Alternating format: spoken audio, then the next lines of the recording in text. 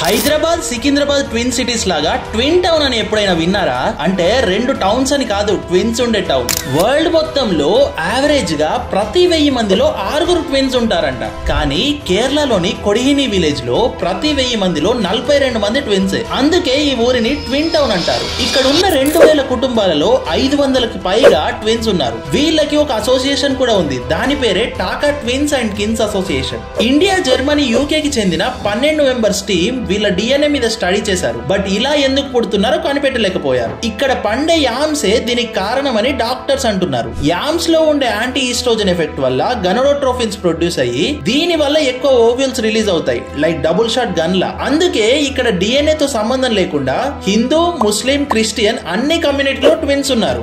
ఇలానే మన ఆంధ్రప్రదేశ్ రాజమండ్రి జిల్లా దూడిగుంట అనే విలేజ్ లో బావిలో నీళ్లు తాగితే కవల పిల్లలు పుడతారనే నమ్మకం ఉంది. అంతేకాదండో 500 మంది జంట కవలలు కూడా ఉన్నారు ఈ ఊర్లో. మరి మీ విలేజ్ లో ఎంత మంది ట్విన్స్ ఉన్నారో కామెంట్ సెక్షన్ లో మెన్షన్ చేయండి.